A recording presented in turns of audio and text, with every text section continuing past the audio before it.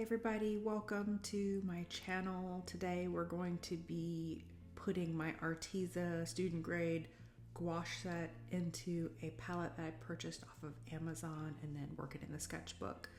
So this is a lot of sped up footage just because this process took about, I would say like 3 to 6 hours. This is the Meeden palette that I purchased from Amazon. It has 52 spots in it, 4 colors, which is a very large palette. You do not need a palette this big, but the Arteza gouache set that I have, I think has like 60 colors in it. So I wanted to be able to put most of them in there. I find that my gouache just sitting in the drawer, sitting in a tub, in this case, because I've just recently moved it, I'm just not reaching for it like I thought I would. Like, I really want to have more access to my colors. And since my goals right now are not mixing colors, learning color theory at the moment, I'm really just wanting to do more in my sketchbook. I think having this palette that has a variety of colors is going to be great for me to just reach for it, re-wet it, and get straight into the sketchbook. So as you can see, I'm just sorting out my colors to try to figure out how I even want to build this palette. I only have 52 spots, so I knew that there were going to have to be some cuts. So I was starting to just organize it by color the best that I could, just visually, just looking at the label. But at some point I realized that Arteza actually already had a numbering system on there. So I was able to just actually use the numbering system that they had and get them in order. But this was pretty fun to just spend time looking at the colors. The bottom row on the right is all metallics. And so that's something that I have a couple metallic colors, but I don't use them a ton. That big white gouache is an M-gram gouache that I had purchased a long time ago. So there's a lot of colors here for sure. This is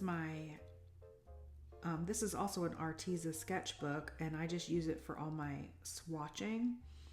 And so I wanted to swatch all these colors out just because I had never really done that before. Gouache is something that I just have dabbled in here and there, but I really, really love it.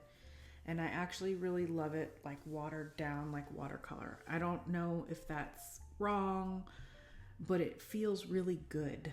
So I understand that you can layer it up thickly, but the times that I've tried to do that, it just really hasn't turned out my favorite. So right now I'm just counting, trying to do the math and figure out how many colors I need to take out. And figuring out kind of what I want to do with that. So you really could take out 4 because 4 of them were kind of pressed in there a little bit. So this just is showing that all the different colors in the range.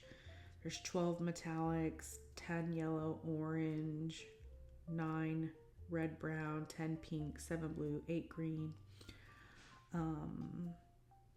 So I kind of just wanted to, I didn't know if I was going to do like a more limited palette, but in the end, I just ended up using most of the colors, and then I trimmed down some of the metallics. So I just picked a couple that I really liked out of there. But you can see this range. Now this set was purchased several years ago, so I don't know what the current set holds. But these large sets really have a good variety if you don't want to do color mixing, which there's nothing wrong with mixing, but these colors, a lot of them are multi-pigment colors, so they're really not, I don't think, intended for mixing with each other. It tends to get muddy, but if you're like me and just kind of want to work in the sketchbook and just, you know, pick up that color and use that color, this is fine. This is perfect for that. So you can see it's got a good variety. of warms and cools in each hue, which I think are great.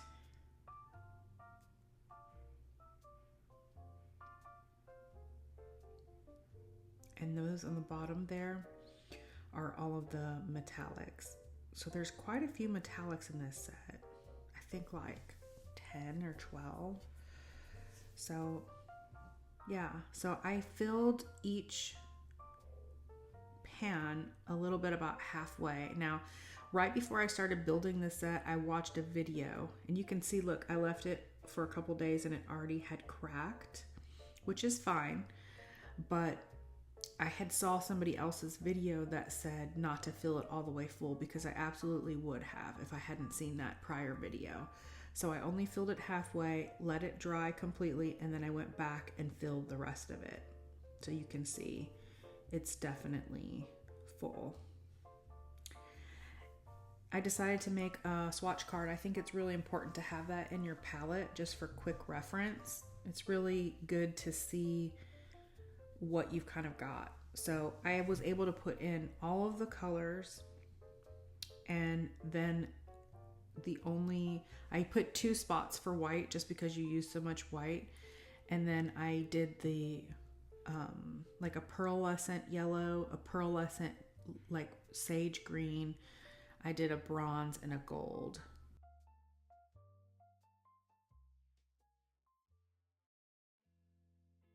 So on this day, I'm using my palette. Finally, I've got it out, and you can see I'm definitely watering down the gouache, and it just feels really good that way. I don't know if it's just because I've been playing with watercolor a lot lately, or if it's the type of paper that makes a difference when you're using gouache, but I find that adding a good amount of water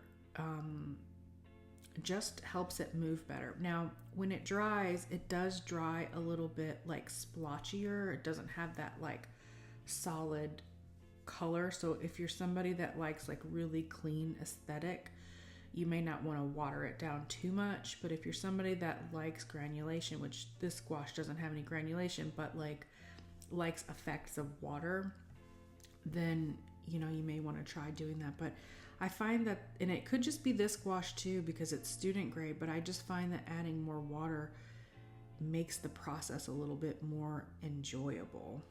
So I have an obsession with Alice in Wonderland things, and so I've been designing a few collections lately based on herbal teas, like a secret garden tea party. And so I've just kind of had these things in my mind. So I'm just working out some of the ideas in the sketchbook of what that could look like. I definitely love like cutesy cottagecore things. So it was really fun to just play around with this gouache and do some sketching in the sketchbook. I definitely kept it really simple. The first pass through went through with a very light wash, and now I'm going through with a little bit thicker of paint, a little less water, still enough water that it's easy to paint and move, but you can tell by the opacity that it's a lot thicker. One tip that I will give you though is if you really like the look of an aesthetic sketchbook spread, but you want to do like different motifs, even if it's not in the same collection, the thing that I find that brings everything together the most is actually color. So if you want that aesthetic vibe in your sketchbook, pick as few of colors as you can do. 2 to 3 colors, 4 colors, 1 color, 2 colors. Like just really try to rein it in. I think it makes a big difference in the way that your final sketchbook looks. So just a little bit of advice if you've made it to the end of this video.